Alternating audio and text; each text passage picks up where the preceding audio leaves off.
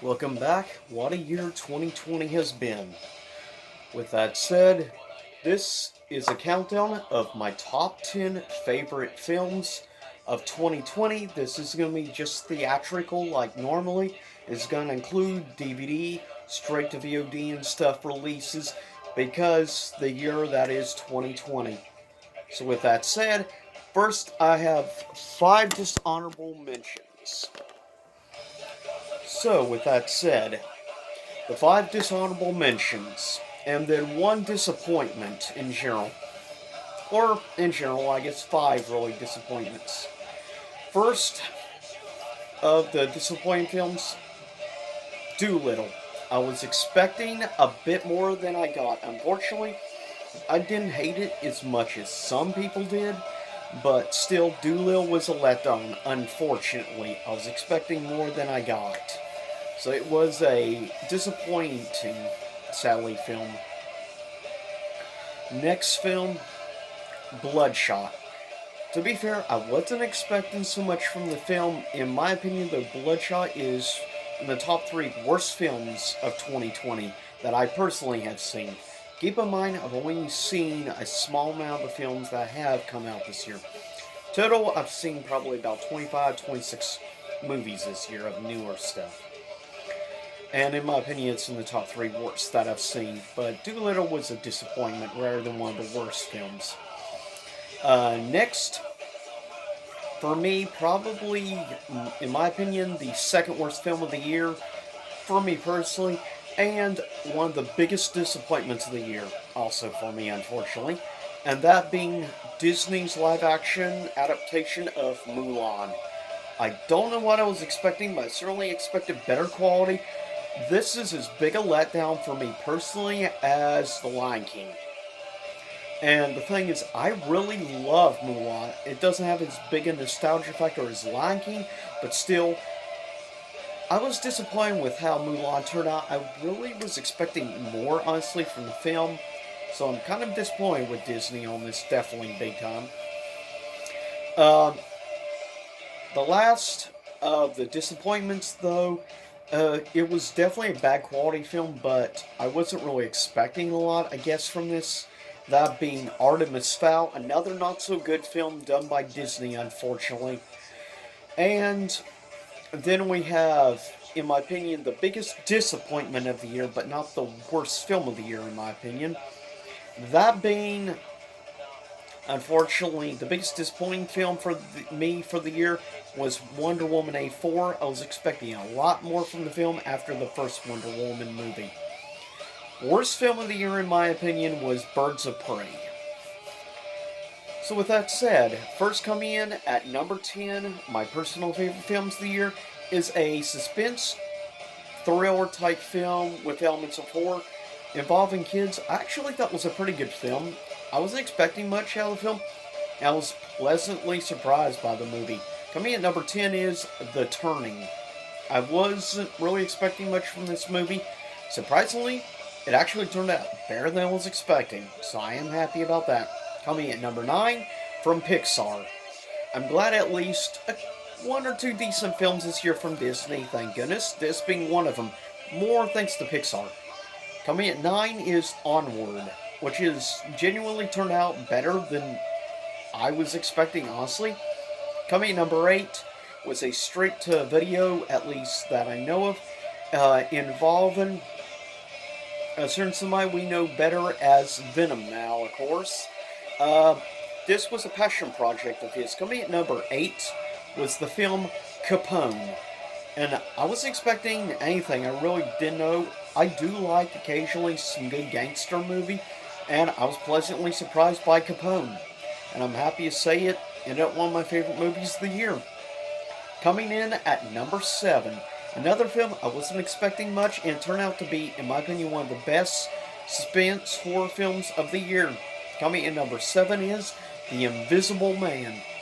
I am glad it turned out good. Coming at number 6 is a film I was expecting a lot from, and I'm glad at least in the end I still really enjoyed the film. Not as much as I had hoped, but still really liked it, giving me it to number 6. Coming at number 6 from one of my all-time favorite directors, Christopher Nolan, At 6 is Tenet. Seen it now twice, and I am glad at least it ended up another good quality film. I think I enjoyed it more than some people, at least that I know of that have seen the film personally. I've enjoyed it more than about anyone else I know of, at least that I know personally.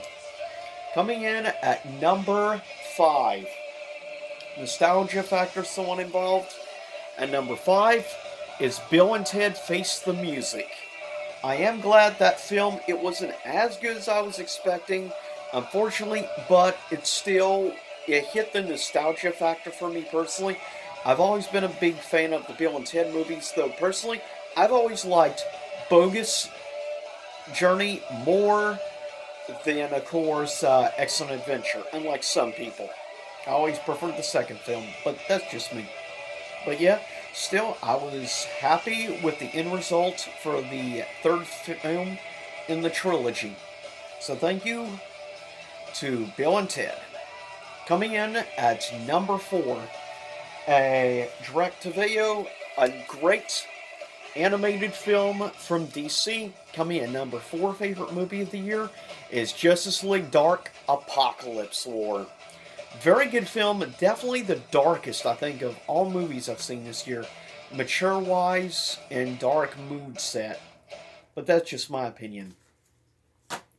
Coming in at number 3 is a film that's much higher than I'm sure most people would have, but as I've said before, going to the film, watching it as a coming-of-age suspense film, rather than a comic book movie, or more specifically, an X-Men film. For me personally, coming in at number 3, favorite movie of the year, New Mutants. I enjoyed this film a lot more. I will say that the live-action comic book films, in my opinion, is by far the best of the year. And at least it didn't let me down like a lot of people seem to have acted like the film let them down big time. To me, the quality was still there. The characters were interesting. I really liked the overall character interactions. I thought there was some decent chemistry between some of the actors in the film. And overall, I thought also the CG was good. And as I've said, going in as a coming-of-age story / suspense horror film, you're going to really enjoy it. Don't look at it as a comic book or X-Men film. And that's how I went into the film, not looking as a comic book film.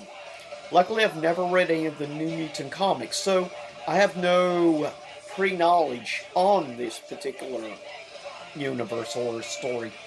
So, I had nothing to base it on, no bias or anything like that. So I think that also helped me enjoy the film more than some people. But I've always enjoyed a lot of the X-Men films more than other people. I like Apocalypse. I like Dark Phoenix. I like a lot of films a lot of people bashed on. And yeah, I'm defending this. For me, it's the third best movie of the year. Coming in at number 2, ended up going to a great animated film. Definitely very mature, somewhat dark. I'd put up there with the Justice League Dark. Also from Warner Brothers and the DC anime people. Coming at number 2 is Mortal Kombat Legends, Scorpion's Revenge. Comes in at number 2. Genuinely really enjoyed the film as a pretty decent length now fan of the X-Men, of the Mortal Kombat universe storytelling aspect. I genuinely really enjoyed this movie, and I'm glad. I had a lot of high hopes for it, and it turned out to be really good. It didn't go quite the way I was expecting, but that's fine. In the end, I think the quality definitely spoke out, and I think storytelling-wise, it was great. A lot of the voice acting work was solid, top-notch, and I like the animation style they went with. So overall, I have nothing bad to say. Coming in number 1, ended up a tie, believe it or not, between a comic book movie and a video game movie. Coming at number 1, came down to a tie between Sonic the Hedgehog. Surprise, surprise. I really did enjoy this movie a lot when I saw it in theaters. back several months ago. Then I finally got a chance to get it. I've seen the movie now 3 times, and I love Jim Carrey in the film.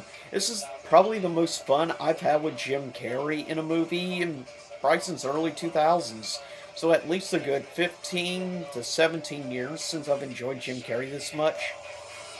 And tied with a film which of course I reviewed this year, that being Superman Red Son. One of the reasons I ended up deciding to wear the Superman hoodie, felt it was only right, but for me, tied for number one, came down to Sonic the Hedgehog and Superman Red Son. Seriously, if you've never seen either of these films this year, do yourself a favor, check them out. I highly recommend both movies. If you're a video game fan or a Sonic fan and you haven't seen the movie, do yourself a favor, check it out. If you're a Superman fan like myself, definitely check out this film. It is great, top-notch storytelling. If you want to know any basics on the film, check out my review that I did earlier this year on my movie reviews playlist. So anyways, with that said, stay safe, have a good 2021. I'll see y'all next time. Same YouTube time, same YouTube channel. Leave a comment, tell me what your favorite film was of the year, and what in your opinion was the worst movie of the year. I'll be curious to see your opinion. See you soon enough.